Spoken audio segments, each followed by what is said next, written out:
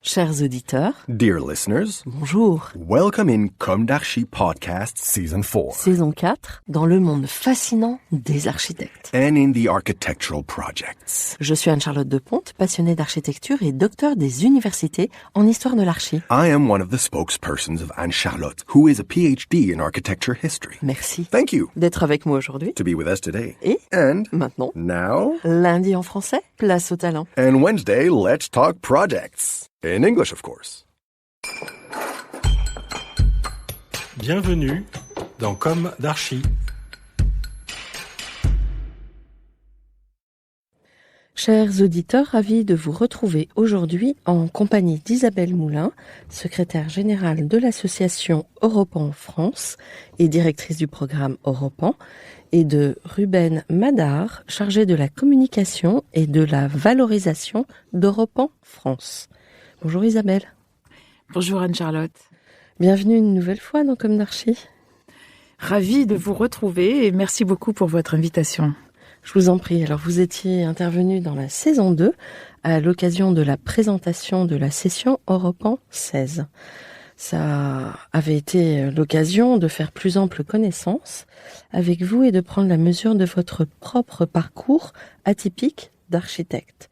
Votre intérêt pour la discipline se révèle d'ailleurs multiscalaire. Nous rediffusons les numéros consacrés à votre présentation d'Europan 16 ce vendredi et j'invite les auditeurs à les écouter ou les réécouter en ce qui concerne votre parcours. J'en profite pour informer qu'à la suite, nous avons interviewé de nombreux lauréats ou mentionné d'Europan 16, autant d'interviews de la saison 3 que nous rediffuserons au cours de la saison 5 et durant laquelle, je l'espère, nous aurons l'occasion d'interviewer de nouveaux gagnants du concours, c'est-à-dire de la session 17. Tout à fait. Alors, bienvenue à vous, Ruben. Bonjour. Bonjour. Pour la première fois, vous venez dans Comme d'Archi et afin de porter avec Isabelle l'édition numéro 17 de la compétition. Alors, car vous êtes bien ici tous les deux pour nous informer sur cette session 17 d'Europan, soit le programme d'architecture nouvelle européen. Pour rappel, Europan est un concours d'urbanisme et d'architecture. Europan est un outil pour les villes européennes et les acteurs urbains pour trouver et développer des stratégies innovantes pour leurs sites en mutation. Alors, mais tout d'abord, Ruben, pour compléter la présentation d'Isabelle de la saison 2 que nous rediffusons, aurez-vous à cœur de vous présenter à votre tour à nos auditeurs? Alors, quel est votre parcours? Comment êtes-vous parvenu à être missionné pour valoriser Europan? Déjà, merci beaucoup de nous recevoir. Donc, mon parcours, je suis architecte diplômé d'État. J'ai fait mes études à l'école d'architecture de Paris-Belleville. Et donc, j'ai envoyé, il y a maintenant quelques mois, un CV à Europan France parce que je suivais donc l'actualité d'Europan et donc j'ai pu suivre les dernières éditions du concours l'été dernier. Et donc, je suis chez Europan France depuis le mois de septembre. Alors, comment ça se passe? Ça se passe, c'est assez intense, c'est très intéressant. Et donc, je vis un peu en ce moment avec le cycle de ce concours.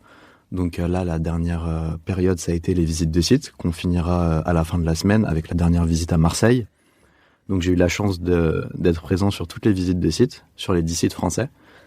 Avant ça, j'ai eu la chance aussi de voir la préparation du concours, l'événement français de séminaire d'orientation des sites, dans lequel on pouvait voir la construction des dossiers de sites qui se faisaient. Donc chaque ville venait avec un représentant, enfin ou plusieurs, et donc passer devant, on peut dire une espèce de jury qui les aidait un petit peu à orienter les problématiques qui se posaient sur leur territoire.